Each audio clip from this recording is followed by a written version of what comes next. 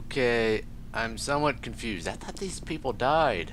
It was an honor working with you, Commander Shepard. Despite the losses, our mission was a success. Lieutenant Alenko's actions will not go unnoticed. His sacrifice has earned humanity a great deal of respect from my people. He knew what the risks were. Of course. The grim reality that every soldier must accept.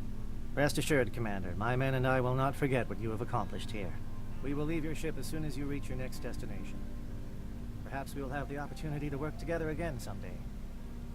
But weren't you with him? I'm confused. You have my gratitude, Commander. Most people would have left our team behind. The captain considers the mission a success. I defer to his judgment. Let me see what you have. Ooh. Wow. That's also very expensive. Wow.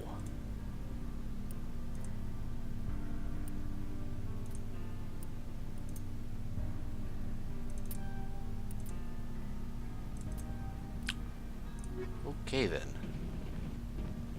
Hey Garrus, you're a cool dude. I need to talk to you. Commander, good to see you. You've been with CSEC a while. Have you seen Well, much not action? as much as you, but yeah, I've seen some interesting things. I'll bet you have. Anything in particular that stands out? I remember this Solarian geneticist I was sent to investigate. That case was a bit disturbing. What happened? Why were you investigating them? I was tasked with tracking black market trade on the Citadel. Most of it harmless, nothing I needed to pursue. But during the course of my investigation, I noticed an increase in the trade of body parts, organs mostly. We usually get a few of those, but not the numbers I was seeing. We weren't sure if there was a new black market lab or if some freak was harvesting organs from citizens. So what was it? Both, actually. But it took us a while to figure that out. Jeez. So how did you figure out what was happening? First, we got a hold of a sample and ran DNA tests. The weird thing was, the match led us to a Turian who was still alive and was very convinced he'd never lost his liver. After a bit of digging, I discovered this Turian worked briefly for Dr. Salion, the geneticist. So I went to his lab hoping to find evidence of cloned organ development, but there was nothing. No Solarian hearts, no Turian livers, not one Krogan testicle. What? Krogan testicle? You're kidding, right? Why would anyone want Krogan testicles? Some Krogan believe that testicle transplants can increase their virility, counteract the effects of the genophage. It doesn't work, but that doesn't stop them from buying. They'll pay up to 10,000 credits each. That's 40,000 for a full set. Jesus. Somebody's making a killing out there. What did you do about the geneticist? I brought in some of his employees for interrogation, to see if I could get them to talk. While I was interviewing one of them, I came across something suspicious. Yeah? Go on. One of my detainees started bleeding profusely during the interview. We offered to patch him up, and he got frantic, freaked out. I ordered a full exam to find out what was going on. Our medics found incisions all over his body, some of them fresh. That was our big break. These people weren't just Dr. Salion's employees. They were test tubes. Walking, living test tubes. He was growing parts inside these people? Exactly. He cloned their organs right inside their own bodies. Then he harvested them and sold them off. Most of the victims were poor. He'd pay them each a small percentage of the sales, but only if the organs were good. Sometimes an organ wouldn't grow properly, so he'd just leave it in them. Most of them were a mess, but only on the inside, hidden so nobody could see it. I hope he got what he deserved. That's the worst part. We never caught him. Why not? What the hell happened? He ran, blew his lab, grabbed some of his employees, and headed for the nearest space dock. By the time I found out, his ship was already leaving. He threatened to kill his hostages if we tried to stop him. But you went after him anyway, right? I ordered Citadel Defense to shoot him down, but CSEC headquarters countermanded my order. They were worried about the hostages, worried about civilian casualties if the ship was destroyed so close to the Citadel.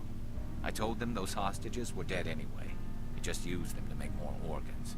But they wouldn't listen. No wonder you hated it there. Those idiots just let him fly away. Yes, they did. I went to Palin and told him what I thought of him and his policies. He said if I didn't like it, I could quit. Well, I almost did.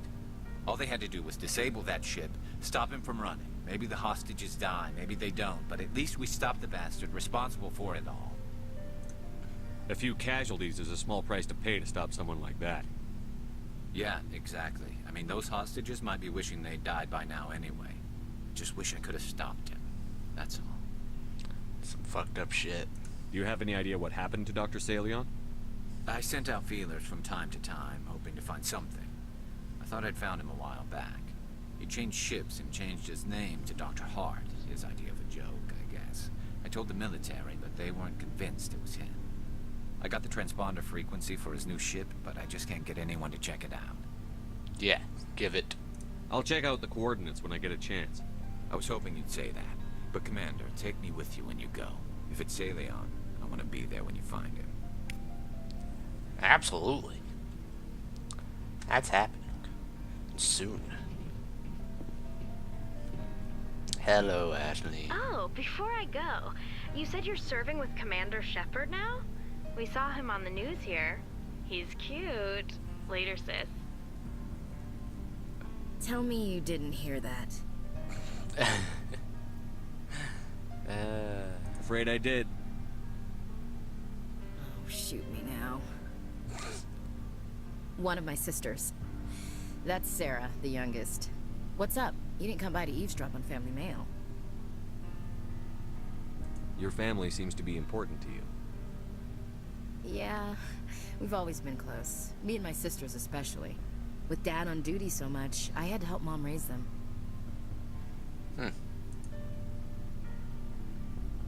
Where did you grow up? All over.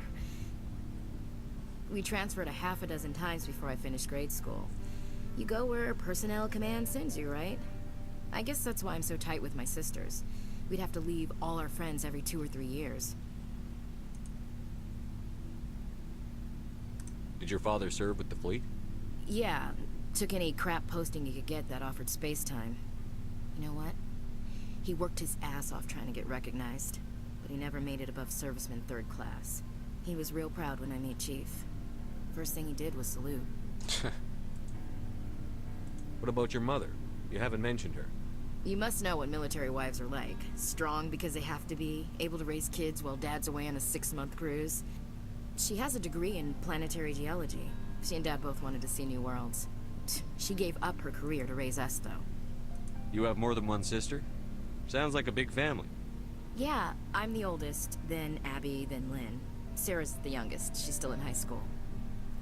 With 4 girls, Dad used to say he felt more outnumbered at home than on maneuvers. After helping raise them, your sisters still talk to you? Amazing. Things were tense between Sarah and me for a while. Then we bonded. Sounds like your father wasn't around much. Wasn't your family stationed near him? Dad always wanted to serve in space, but he wanted us to have real ground under our feet. He'd say, space is beautiful, but you can't raise a family there. I cannot rest from travel. I will drink life to the lees. All times I've enjoyed greatly, have suffered greatly, both with those that loved me and alone. For always roaming with a hungry heart, much have I seen and known, cities of men and manners, climates, councils, governments. I never thought I'd hear you reciting poetry. Just because I can drill you between the eyes at 100 meters doesn't mean I can't like sensitive stuff. Just don't spread it around. Ulysses was my dad's favorite poem. Every time he shipped out, he recorded me reading it. He had a dozen versions when he retired. Does he still like it? I sure hope so. I read it to his grave every time I go home. Dad passed on a few years back. He's probably still watching, though. So behave. You mean from wherever we go after death? Dead on, Skipper. He's with God now. That's not a problem with you, is it? That I believe in God? Your beliefs are your business. I'm your commanding officer, not your moral compass. Just my commanding officer, huh? We'll have to see about that. I'll look forward to our next talk. You should. I should double check my gear before we move out. Those Krogan are gonna kill themselves.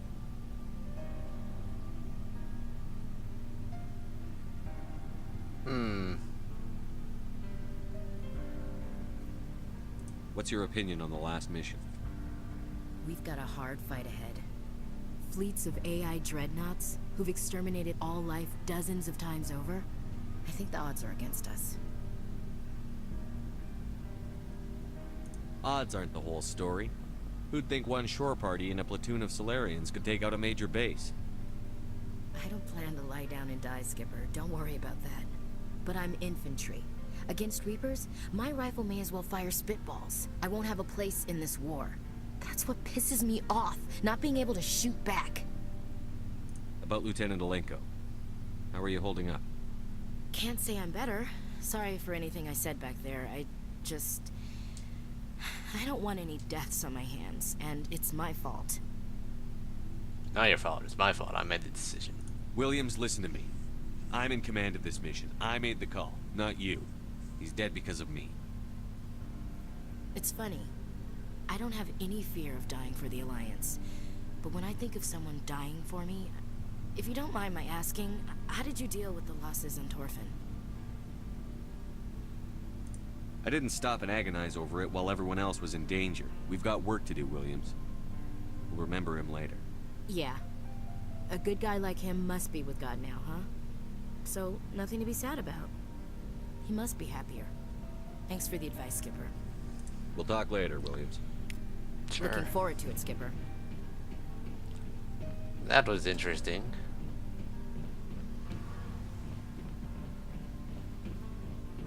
Hello, I haven't talked to you much. Your ship's Whoa. amazing, Shepard. I've never seen a drive core like this before. I can't believe you were able to fit it into a ship this small. I'm starting to understand why you humans have been so successful. I had no idea Alliance vessels were so advanced. The Normandy's a prototype. Cutting-edge technology. A month ago, I was patching a makeshift fuel line into a converted tug ship in the flotilla. Now, I'm sitting on board one of the most advanced vessels in Citadel space. I have to thank you again for bringing me along. Traveling on a vessel like this is a dream come true for me. I had no idea you found ship technology so interesting. It comes with being a Quarian. The migrant fleet is the key to the survival of my people. Ships are our most valuable resource. But we don't have anything like this. We make do with cast-offs and second-hand equipment. We just try to keep them running for as long as we can. Some of the fleet's larger vessels date all the way back to our original flight from the Geth. Jesus. I can't believe your fleet's still using ships that are 3 centuries old. They're constantly being repaired, modified, and refitted. They aren't pretty, but they work. Mostly. We've tried to make ourselves as independent as possible on the flotilla. Grow our own food, mine, and process our own fuel. But some things we just can't make on our own. A patch to maintain the hull integrity requires raw materials we just don't have. That's why our pilgrimages are so important. I want to know more about the pilgrimage. When my people reach maturity, we leave our birth ships and seek acceptance with a new crew. It's necessary to maintain genetic diversity among the fleet.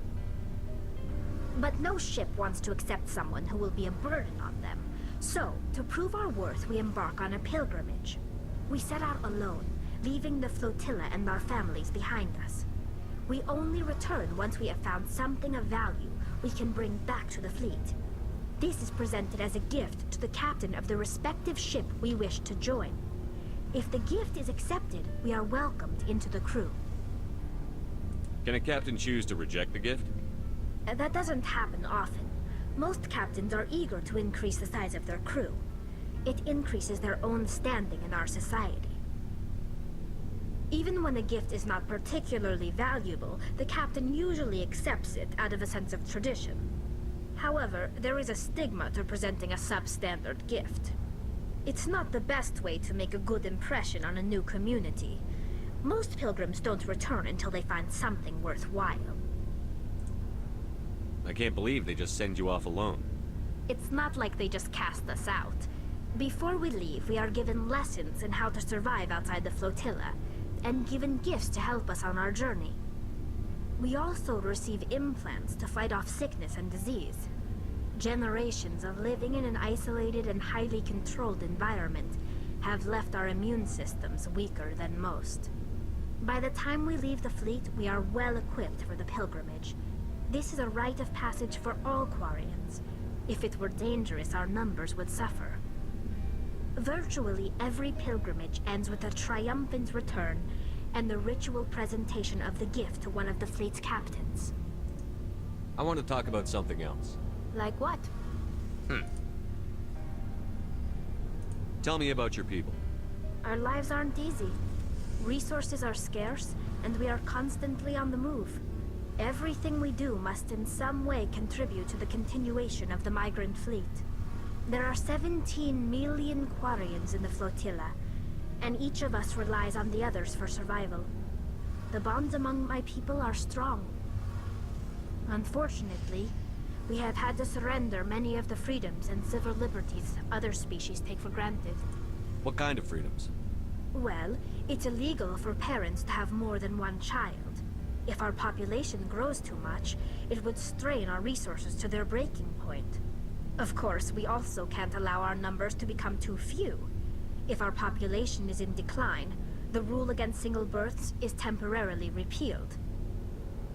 In extreme cases of population decline, incentives are even offered to encourage multiple births, though the Conclave hasn't had to take such measures in nearly a century. That's your government. The Conclave is our civilian branch of government. Each ship can elect a representative to serve on the Conclave and make decisions that affect the fleet as a whole. On matters that affect an individual ship, however, the captain has the final say. It's a tradition that dates back to the early days, when the fleet was governed by martial law. Fortunately, most captains nowadays are smart enough to have an elected council from their crew to give them advice and guidance. So the ultimate power rests with elected officials. In practice, the Conclave and the respective council for each ship tend to set the rules that govern our daily lives. But in theory, we are still under military jurisdiction. The 5 top-ranking military officials in the fleet serve on the Admiralty Board. These 5 have the power to overrule any decision by the Conclave in case of emergency. To do so requires unanimous agreement among the Admiralty, and they can only do this once. After that, the entire board must resign their posts. It's a safeguard that served us well. In nearly 3 centuries, the Admiralty Board has only overruled the Conclave 4 times. Well, that's interesting. I want to know more about the Geth. I doubt I can tell you anything you don't already know. It's been almost 3 centuries since they drove my people into exile. All I know is the story of their origins. What they were when we created them, and how they turned on us. Interesting. The Geth were originally created to serve as an automated manual labor force. Initially, their intelligence was as limited as any VI. Over time, we made small modifications to their programming to allow them to perform more varied and complex tasks, bringing them closer and closer to true AI status. How come the council didn't step in and stop you? This wasn't true AI research. We may have been skirting the bounds of the law, but we never did anything that was actually illegal. The changes were so insignificant, so gradual, that we were able to control them. Or so we thought. But one thing we underestimated was the power of the neural network. A million Geth thinking simultaneously created an inherently unstable matrix. So, the Geth share brain power? Many of the Geth's logic systems were designed to work in concert with other nearby Geth. Basically, the more of them you have in the group, the smarter they are. So there's some sort of group consciousness? No, nothing like that. They cannot share sensory data or information. Their programming cannot handle that much simultaneous input. Each Geth maintains an individual awareness and identity. The neural network only operates on a process-based level. It's basically the synthetic equivalent of a subconscious. But when they're in close proximity, they can coordinate low-level functional processes, freeing up more capacity for original or independent thought. Yeah, I don't get it. That doesn't make any sense. I'm probably oversimplifying. The Geth are incredibly advanced and complex creations. All you need to know is that they get smarter when they gather in large numbers. As we built more and more Geth, their effective intelligence became more sophisticated, more abstract.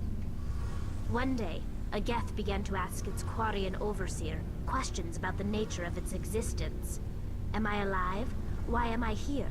What is my purpose? As you can imagine, this caused a near panic among my people. What did you do? It was inevitable the newly sentient Geth would rebel against their situation. We knew they would rise up against us, so we acted first.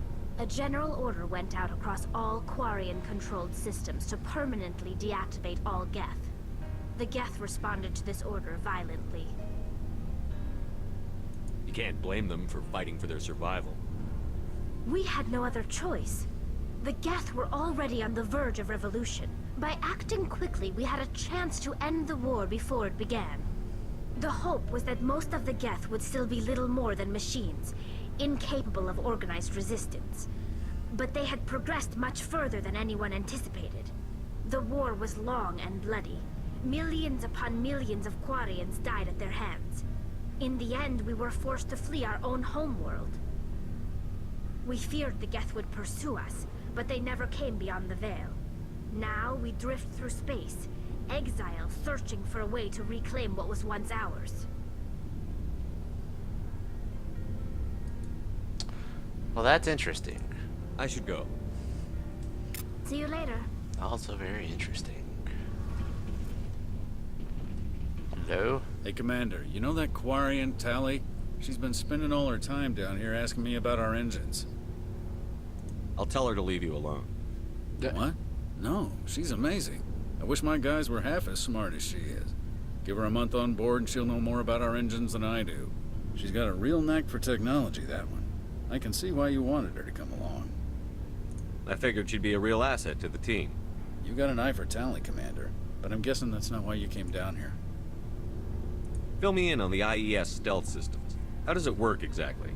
You can't hide a ship out in space. They emit too much heat and radiation. Too easy for sensors to pick them up, unless you find a way to capture those emissions. So our stealth systems trap the energy we give off in storage sinks built into the ship itself. No emissions to give away our location. Eventually the sinks have to be vented. More than a few hours silent running and they overheat. Cook us inside our own hull. There's no way for anyone to detect us? A visual scan can still pick us up. Anyone looking out a window can see us plain as day. But you have to be pretty close to get an actual visual out in space. Most vessels rely on scanners. As long as the stealth systems are engaged, they can't see us. Not unless we accelerate to FTL speeds. Why doesn't it work with faster-than-light travel? Cranking up the FTL blue shifts our emissions, pushes them into frequencies too high to capture in the sinks. As soon as we make the jump, it's like setting off a flare. Sensors can pick up our location whenever we enter or exit FTL flight, but for short-range missions, our stealth systems are amazing, and we've got the only one. I want to know more about the Normandy. She's the best ship I've ever served on, probably the fastest vessel ever designed, and she's the only one using the new Tantalus drive core. What's so special about the Tantalus drive core? Proportionally, it's about twice the size of any other vessel. Not only are we faster, but we can run at FTL speeds longer before we have to discharge the core. Where else have you served, Adams? If you name a class of Alliance ship, I've probably served on it. Everything from dreadnoughts and carriers right down to frigates like the Normandy. My last assignment was on the Tokyo, only a cruiser, but she was a good ship. Couldn't hold a candle to the Normandy, though. Carry on, Adams.